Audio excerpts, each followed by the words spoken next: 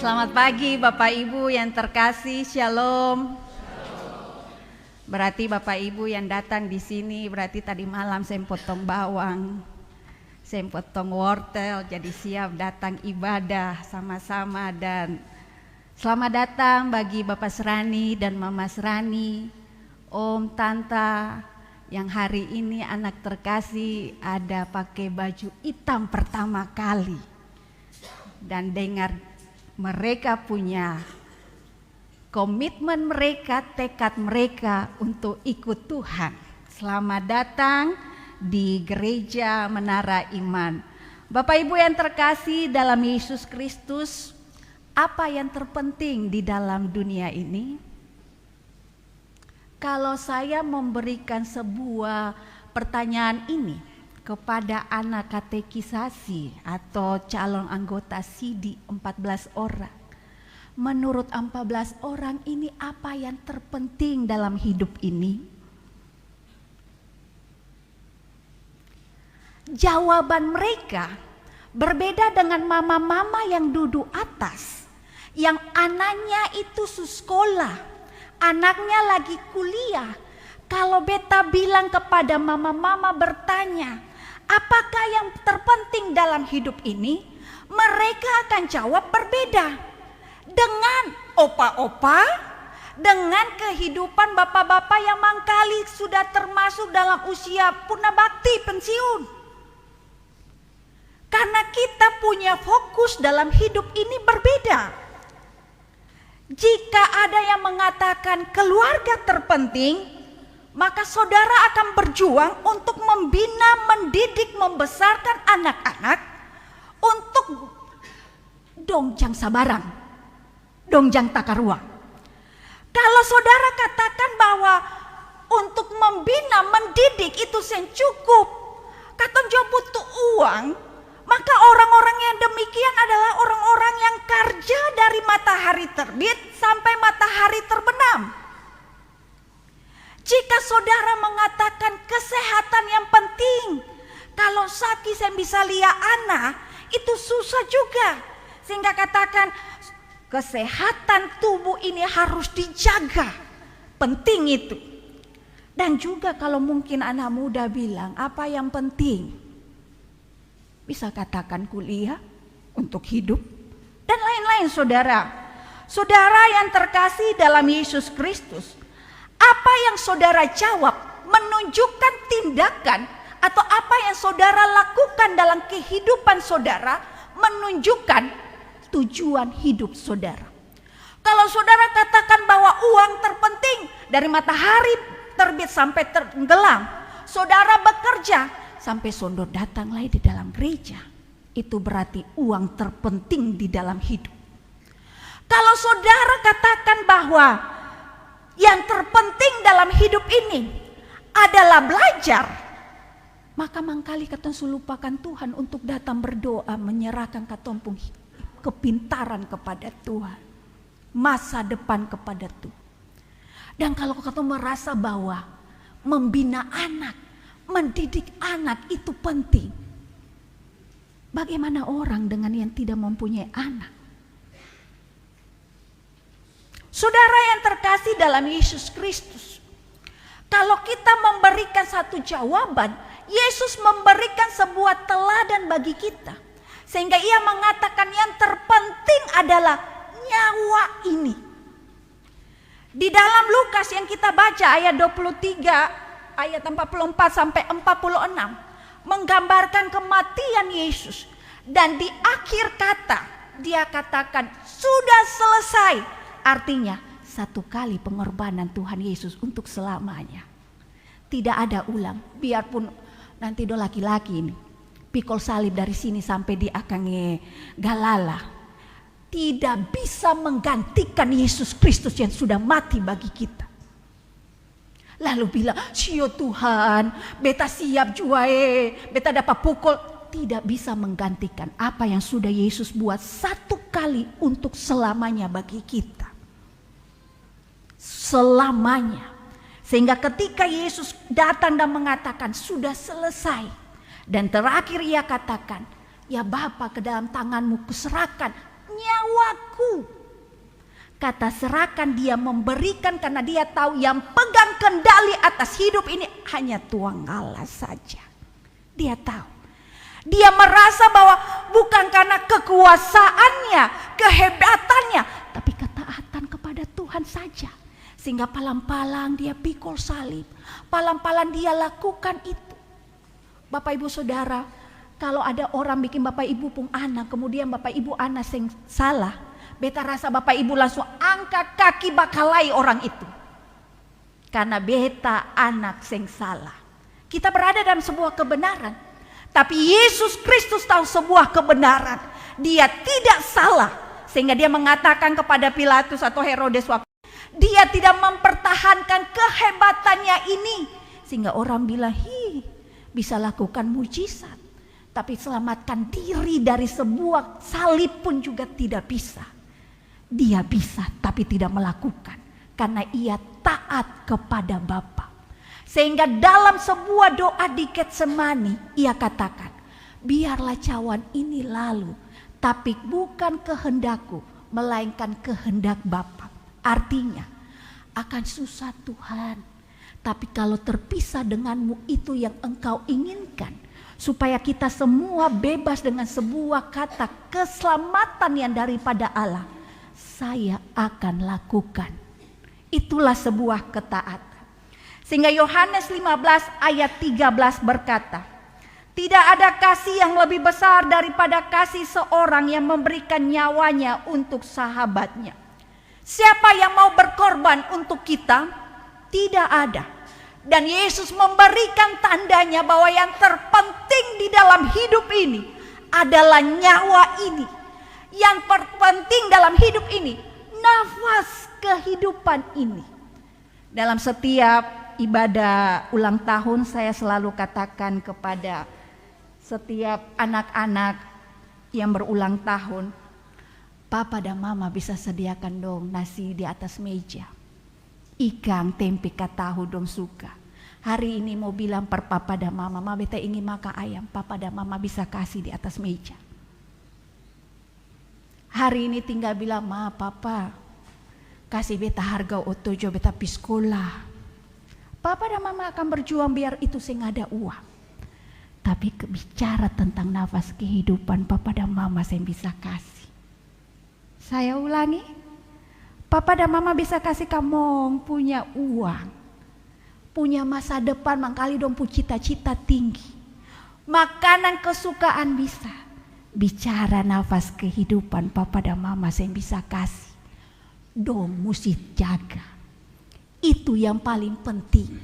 Di dalam itunya makanya Yesus katakan, kuserahkan nyawaku, kuberikan untuk engkau tahan Bapa, karena nanti Yesus bangkit.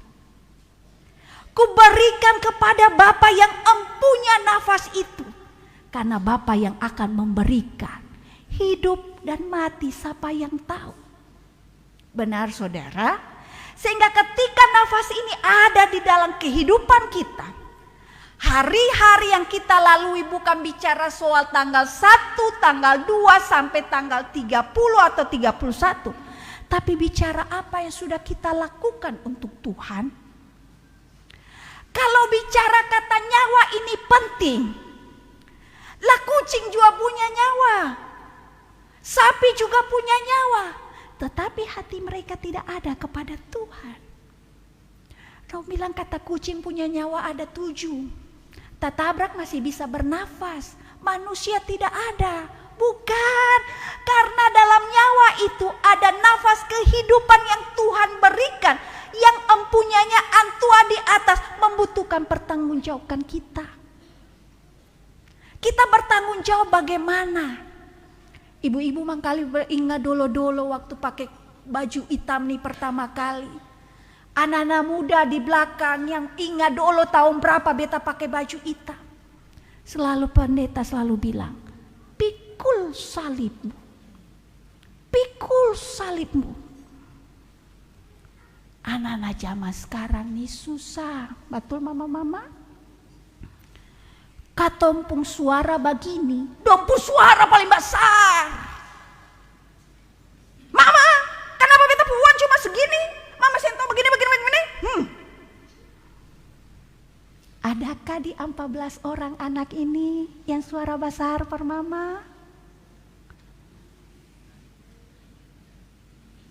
Dong mama suka tahu.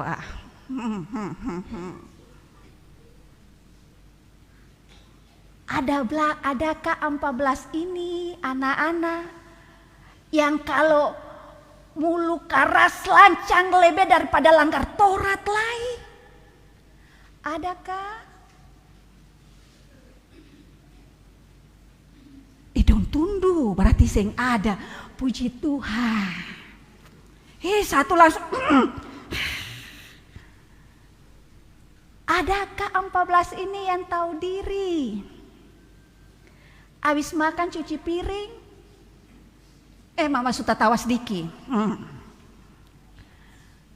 Adakah laki-laki habis bangun tidur, spray langsung kasih beres akang, tanpa tidur, pel akan dalam kamar?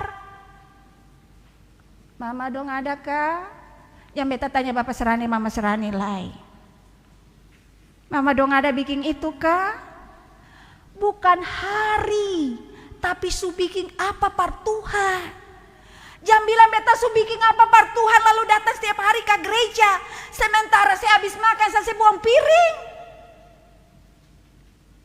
Jangan bilang setiap hari. Tapi kalau mama bilang mari ambil kunci motor lah antar mama pi pasar. Sondor. Lalu tadi malam mama bilang, tidur tempo lah pi gereja, bangun lay ayam subangun ke muka. Jangan bicara hari, kalau saya bikin baik di dalam rumah. Jangan bicara Tuhan, beta mau ikut Tuhan. Kalau dalam muka pemalas di rumah, percuma. Lalu bilang, kakak musti. Menyangkut hari-hari beta teka dan Tuhan.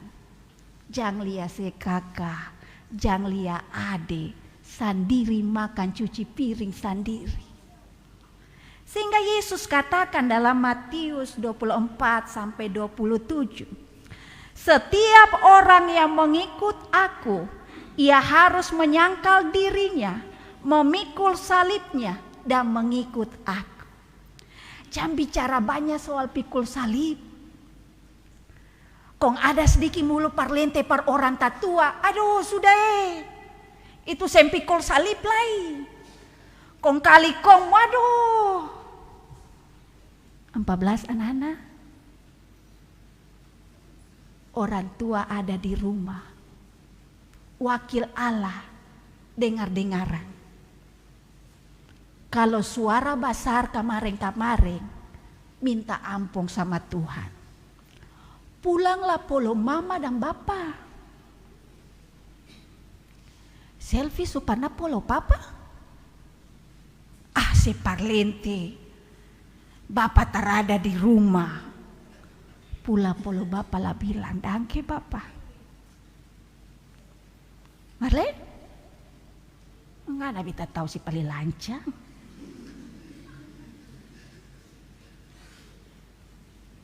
Malem lah abis ini Ipen bikin malu-malu Ipen pun aneh.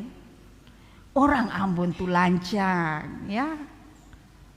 Nona pulang lah polo mama dan papa bilang dangke. Fine. Oh fine ini ada baik. Tuh maluin tatawa. Beta sen tahu Bapak Ibu yang tahu dong pun hati bagaimana. Bapak Ibu yang tahu dong pun sifat bagaimana. Tapi anak-anak mau bilang begini, pikul salib akan baik-baik. Walau hati ini sakit pedih Bapak pun perbuatan. Mama pun perbuatan, perkataan akan sakit. Itu pikul akan. Jangan bilang beta begini karena beta pun Bapak. Tidak. Katong pikul katong salib sendiri. Bapak pun salib ada biar nanti Bapak yang tanggung akan.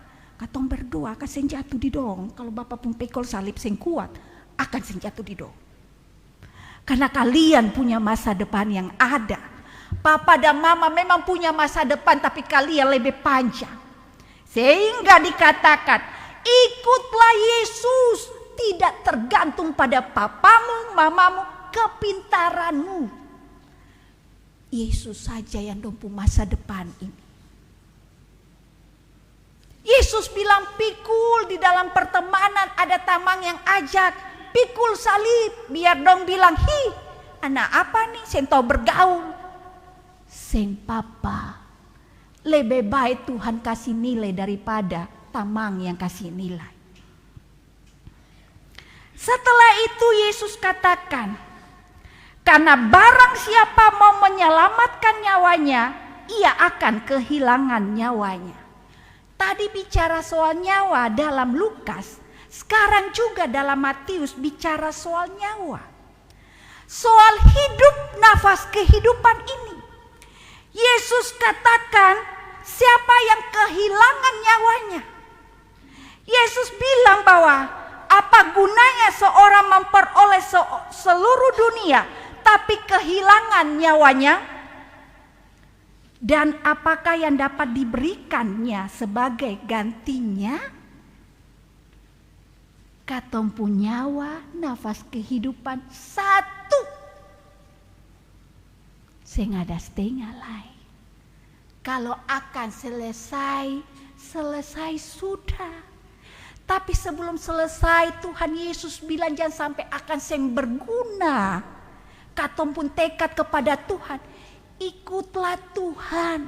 Supaya sebentar ketika nyawa itu akan sing ada, katompung hidup ada bersama-sama dengan antua. Yesus katakan sebab anak manusia datang untuk mencari, sebab anak manusia datang untuk menjaga nafas kehidupan setiap orang yang percaya. Kenapa kata sia-siakan nafas ini? Dong masih muda, masih belum tahu. Papa dan mama sudah tahu. Tanya papa dan mama. Tanya Bapak Srani dan Mama Srani. Peter, Bapak Srani dan Mama Srani ada? Ada sayang? Sendata. Joji?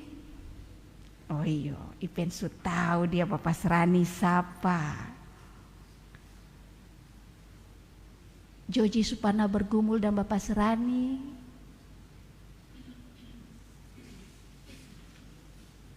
Bapak Ani dan Mama Ani, tugas bukan antar sah. Tugas bukan antar lalu berdoa di rumah. Bapak Ani dan Mama Ani pun bagian juga turut berdoa. Kalau dengar Anani mangkali orang carita dia berbuat suta lalu lai, Bapak Ani dan Mama Ani datang ke rumah lah berdoa par dia. Katong pun tugas itu yang ada kata tutup akan terus. Kalau soal antar beta bisa antar, tapi soal didik Bapak Srani dan Mama Srani punya peran. Selesai abis ini selesai. Tapi ketika dong mau pi kerja ada Bapak Ani dan Mama Ani berdoa. Ketika dong mau kawin, abis ini ada yang mau kawin? Jangan coba-coba kawin ya. Masih tempo. Yang kancang, masih tempo. Kesanang orang tua dulu. Kasih uang pak orang tua dulu. Salmon saya tak tahu pada saya mau kawin. Jangan coba-coba Salmon ya. Jangan coba-coba. Kerja sayang ya. Kasih sanang orang tatua dulu. Itulah dompu nyawa. Itulah dompu nafas kehidupan. Kalau akan berkenan di hadapan Tuhan, dom pikul salib baik-baik. Ingat Tuhan. Kalau pemalas, lia mama pemalas pi gereja. Bapak pemalas pi gereja. Seng boleh ikut rajin. Sudengar? Kalau siapa pemalas, jang iko. Dong 14 pung hati komitmen datang. Jangan sampai datang beta sepatu rusak lah, beta baju sing ada lai, sing bisa. Tuhan tahu dompung hati. Di masa-masa itulah Tuhan menuntut untuk kita menjaga nafas kehidupan, untuk dekat dengan sumber nafas kehidupan ini. Untuk percaya hanya kepada Tuhan. Sesungguhnya kalau kita menjaga nafas kehidupan dengan hidup berkenan kepada Tuhan, Tuhan akan menjaga dan memelihara kita.